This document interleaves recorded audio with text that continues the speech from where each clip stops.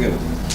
তাহলে দুই ইনিংসে আপনি গুরুত্বপূর্ণ সেঞ্চুরিতে আপনার পার্টনারশিপ করেছেন, তো সেটা নিয়ে একটু বলুন। আর মুশফিকের সেঞ্চুরি লাস্ট তিনটা সিরিজে তিনি টানা সেঞ্চুরি করে গেলেন, এরকম একটা সে ক্যারিয়ারের শেষ দিকে এসেও এভাবে ব্যাটিং করছে, সে কতটা ইন্সপায়ার্ড আপনাদের পরবর্তী সিঙ্গেলের জন্য বাংলাদেশের ক্রিকেটের জন্য?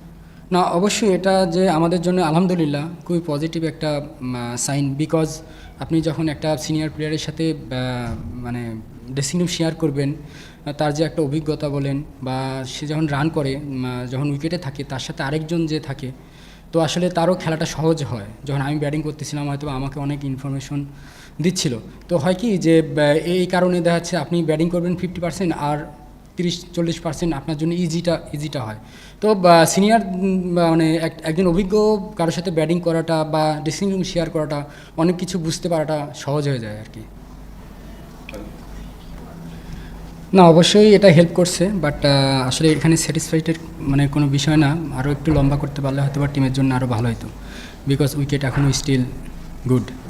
তো আমরা যদি আরও কিছু আরেকটু যদি পার্টনারশিপ করতে পারতাম হয়তো আরও ভালো হতো। প্রথম দিন শেষে লিটন বলছিল যে টেল থেকে যদি আমরা আরেকটু কন্ট্রিবিউশন পাই ব্যাটিংয়ে তাহলে টিমের জন্য ভালো। মানে বলছিল যে আপনারা বল খেলছেন অনেক ভালো, ওই জায়গাটা থেকে আপনারা কোনো কাজ করেন? এই টেস্টে ভালো ব্যাটিং হয়েছে, বাট টেল কি ইউজুয়ালি যারা নিচের দিকে ব্যাটিং করে তারা কি কোনো এক্সট্রা কাজ করেন? না, আপনি দেখবেন যে হয়তোবা কিছু কিছু জায়গায় ল্যাকিং ছিল বিগত দিনে, হয়তোবা টেলের কাছ থেকে রান আসে নাই হয়তোবা, সেজন্য এরকম প্রশ্নটা। বাট এখন আপনি দেখবেন যে অনেকেই এটা নিয়ে অনেক সিরিয়াস, বাট কোচিং স্টাফ থেকে শুরু করে বা ইন্ডিভিজুয়ালি প্লেয়াররাও আপনার এদিকে খুব আগ্রহ যে আমরা যদি কিছুটা কন্ট্রিবিউট করতে পারি টিমের জন্য লাভ, এবং একটা পার্সোনালি হিসেবে যে একটা প্লেয়ারের জন্যও লাভ, যে আমি বোলিংয়ের পাশাপাশি যখন আমি 20-30টা রান করতে পারবো, এটা অবশ্যই একটা বিগ অ্যাডভান্টেজ।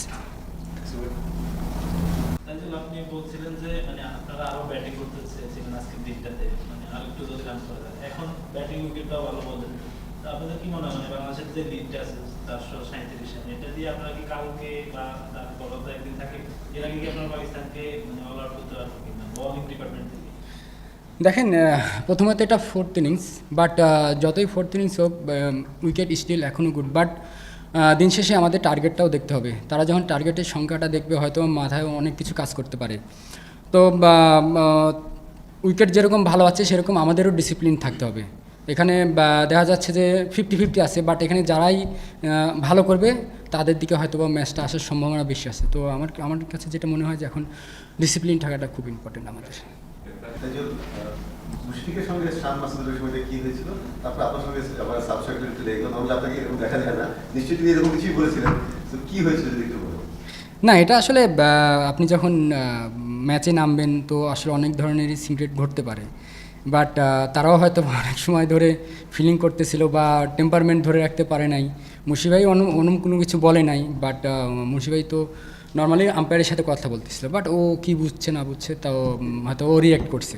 আর আমার সাথে যেটা হয়েছে আসলে আমাকে বলতেছিল যে তুমি ব্যাটিং করতে আসো, আসলে এটা তো ওর বিজনেস, এটা আমার বিজনেস ব্যাটিং করাটা, এই আর কি। তারপরে যখন পরে বল যখন চারটা মারলেন, এটা তো ব্যাটিং করতে গেলে আসলে বলটা ওরকম ছিল আর কি, জাস্ট এই। আপনি বলছিলেন যে বাংলাদেশ আরেকটু কিছু রান করতে চাচ্ছিল, মুশফিক ভাই এটা চাচ্ছিল না, আউট হওয়ার পরে ওনাকে একটু ফ্রাস্ট্রেটেড দেখা গিয়েছিল মানে বাউন্ডারির কাছে। মুশফিক ভাই কি মানে ওই জন্যই ভালো ছিল যে আর কিছু রান করতে পারেনি? না, হয়তো বা এরকম হইতে পারে যে আমরা যদি স্কোর বোর্ডে আরও 20-30-40 রান যদি অ্যাড করতে পারতাম হয়তো বা টিমের জন্য ভালো হতো। হয়তো বা এর থেকে আসলে ফার্স্টেশনের এখানে কিছু নাই, বিকজ আপনি সবসময় যে সব কিছু আপনার 100% হবে এমনটাও না। হ্যাঁ, তো কিছু কিছু ক্ষেত্রে এরকমটাও হতেই পারে, বাট তারপরেও আমাদের সেই জায়গাটা আসলে এখনও আমার কাছে মনে হয় যে ওই জায়গাটা মানে ইমপ্রুভ করার আরও জায়গা আছে আর কি একটু। পাকিস্তানের সাথে আপনি এর আগেও খেলছেন, পাকিস্তানের তখন পাকিস্তান দাপট দেখেছে এবং লাস্ট দুটো ম্যাচে বাংলাদেশ পাকিস্তানকে হারিয়েছে।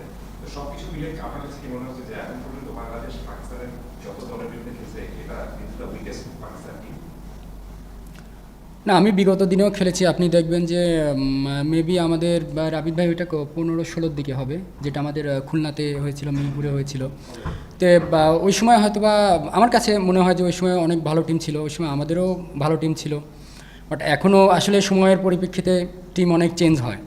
বাট আসলে মাঠে যখন নামবেন আসলে ভালো খেলাটা ইম্পর্টেন্ট, যে টিমটা ভালো খেলবে তারাই সাকসেস হয়। আপনি বিগত দিনে দেখবেন যে পাকিস্তান কিন্তু এই টিম নিয়েই অনেক জায়গায় রেজাল্ট করছে, বাট এটাও চিন্তা করতে হবে যে ডে বাই ডে আমাদের টিমের অবস্থানটাও কোথায়। আমি এখানে এখন দেখতেছি যে আমাদের টিমের অবস্থানটা অবশ্যই অনেক ভালো, এবং আমরা যখন ভালো কিছু করব অনেক বড় বড় টিমকে আসলে সহজে হারানোটা বা একটু ডিফিকাল্টি হারানোটা আমাদের জন্য ইজি হবে আর কি। উইকেটটা কেমন দেখছেন 3 দিনের পরে, এবং আপনাদের আসলে লাস্ট ইনিংসে ভূমিকাটা আপনাদের স্পিনারদের কি থাকবে, রোলটা কি থাকবে? পেসাররাই তো এই সিরিজে ডমিনেট করছেন, আপনাদের রোলটা আসলে কি থাকবে? আমাদের রোলটা গত ইনিংসে যেমন দেখছেন ওই রোলটাই থাকবে। আমরা যতটুকু রান কন্টেন্ট করে উইকেটটা আনা যায় আর কি, বাট এখানে আসলে এক্সপেন্সিভ কিছু করা যাবে না। আমি তখনই বলছি যে একটা কথাতে আমাদের অনেক ডিসিপ্লিন থাকতে হবে। উইকেট স্টিল এখনও খারাপ বলবো না আমরা, তো সে জায়গা থেকে আমাদের ডিসিপ্লিন থাকাটা খুব ইম্পর্টেন্ট। আর সেঞ্চুরি তো অবশ্যই আপনি একটা সিনিয়র ক্রিকেটার বলেন বা সেঞ্চুরি যেই করুক না কেন, আসলে তার জন্য এটা একটা মানে অনেক বড় পাওয়া। তো আসলে 5 উইকেট বলেন বা সেঞ্চুরি বলেন, এটা আসলে অনেক বড় পাওয়া।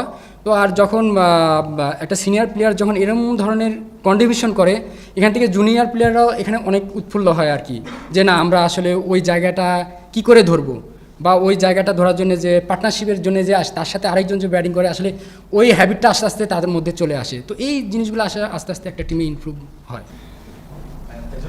দ্বিতীয় ইনিংস মানে তাই জরুরি একটা হয়েছে বলিং, বিশেষ করে একটা বাড়তি প্রত্যাশা কিংবা তাইজুল গিয়েই শেষ করে দিবে এরকম একটা প্রত্যাশা সবাই তৈরি হয়েছে। আপনার এটা কেমন মনে হয় বা আপনার ভিতরে কেমন কাজ করে, আর এইটা নিয়ে কি ধরনের পরিকল্পনা আছে বোলিংয়ে?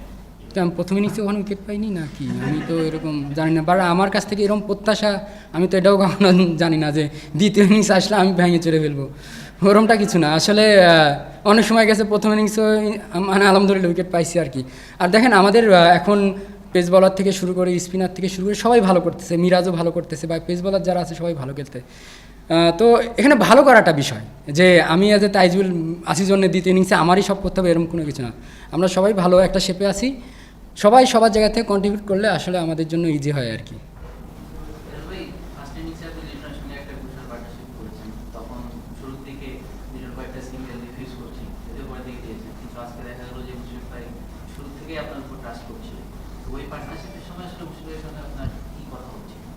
না কথা আসলে এখানে তো মাঠের ভেতরে অনেক ধরনের কথা হতে পারে, যে আমি ফার্স্টের দিকে বললাম যে একটা এক্সপিরিয়েন্স যখন ব্যাটসম্যান থাকে আসলে অনেক কিছু সহজ করে দেয়, যে বলার কি করতে চাচ্ছে বা এইগুলো মানে নর্মাল যে কথাগুলো হয় আর কি, মানে সহজ করে বোঝাইতে গেলে যে সিচুয়েশনটা কি আসতে পারে এগুলো নিয়ে ডিসকাস হয়।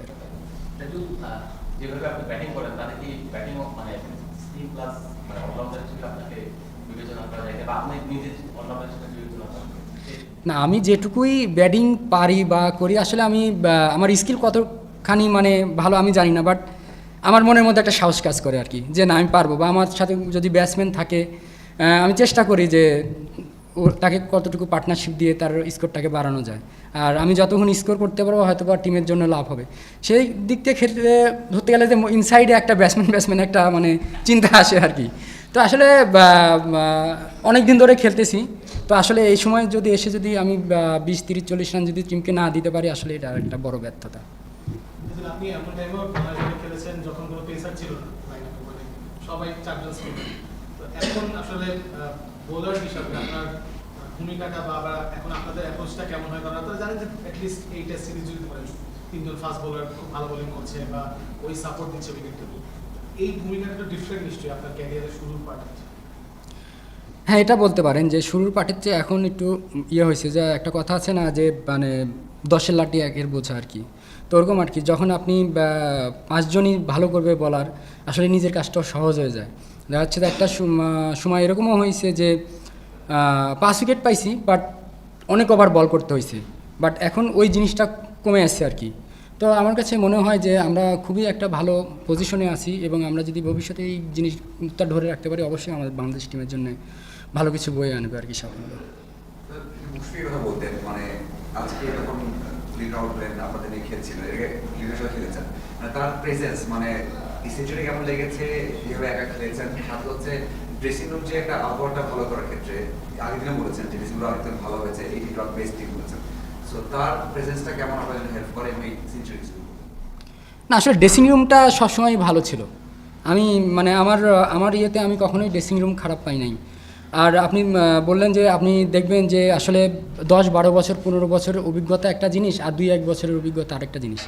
তো আমি সেদিক দিয়ে চিন্তা করলে যে যখন আমি বারবার একটা কথাই বলি যে অনেকবারই বলছি যে একটা টিমে 3-4 জন আসলে সিনিয়র পার্সন বা থাকাটা আসলে ওই টিমের জন্য ব্লেসিং আর কি। তো আসলে সব কিছু আগে থেকে বোঝা যায় বা তারা অনেক কিছু আগে থেকে বুঝতে পারে যে আসলে টিমের সিচুয়েশন কী হতে যাচ্ছে বা আমাদের কী করা উচিত। তো এই জিনিসগুলাই হেল্প করে আর কি। তো এটা একটা মানে যখন 3-4 জন 5 জন থাকে তো এই জিনিসগুলো আর কি অ্যাডভান্টেজ হয়। সব ধরনের খেলার খবর পেতে সাবস্ক্রাইব করুন। সঙ্গে থাকুন খেলার পাতার।